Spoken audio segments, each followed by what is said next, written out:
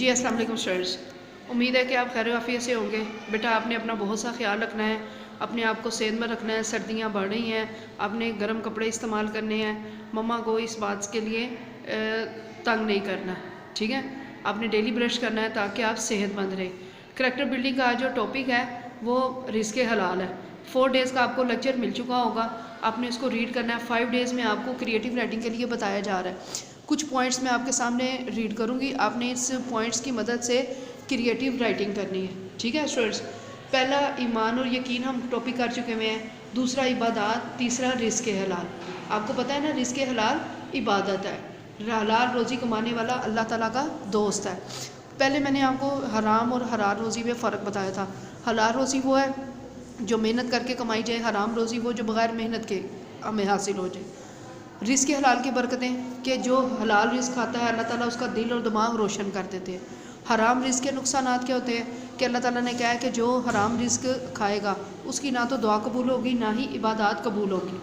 کھانے پینے میں حرام کا مطلب ہے کہ ہم کسی کی چیز چوری کر کے کھا لیتے ہیں، کسی بڑے کا چھوٹے کا اگر کوئی کھانے پینے کا سامان پڑا ہو تو ہم اس کو اٹھا کے کھا لیتے ہیں اجازت کے بغیر، پوچھے بغیر۔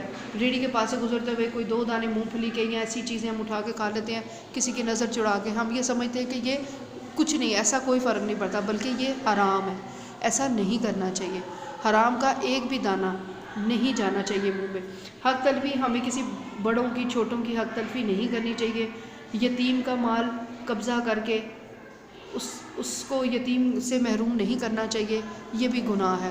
حق وراثت میں ناانصافی کے بعض والدین اپنے بیٹوں کو زیادہ حصہ دیتے ہیں اور بیٹیوں کو کم حصہ دیتے ہیں، یہ بہت بڑی ناانصافی ہے، اللہ کی نظر میں یہ بھی گناہ ہے۔ رشوت دینے والا اور لینے والا دونوں دوزخی ہیں۔ رشوت اس وجہ سے دی جاتی ہے کہ ہمارا کام جلدی ہو جائے، جو دینے والا ہے وہ بھی دوزخ میں جائے گا اور جو لینے والا ہے وہ بھی دوزخ میں جائے گا، اس لیے ہمیں اس بات سے ہٹنا چاہیے۔ دھوکہ دہی، کسی کو دھوکہ نہیں دینا چاہیے۔ حضرت محمد صلی اللہ علیہ وسلم نے فرمایا ہے کہ اوپر والا ہاتھ نیچے والے ہاتھ سے بہتر ہے۔ اوپر والا ہاتھ دینے والا ہے، نیچے والا ہاتھ مانگنے والا ہے۔ انسان کے اندر اگر 4 خوبیاں ہوں تو وہ بہترین انسان کہلاتا ہے۔ سب سے پہلی امانت کی حفاظت، دوسری قول کی صداقت یعنی ہمیں سچ بولنا چاہیے، تیسری حسن اخلاق، ہمارا اخلاق بہت اچھا ہونا چاہیے، چوتھی رزق حلال ہے۔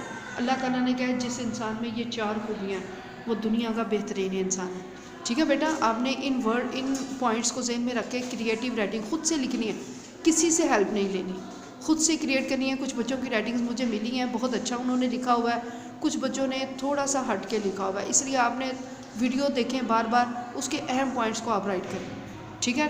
آپ نے اپنا بہت سا خیال رکھنا ہے۔ اللہ حافظ۔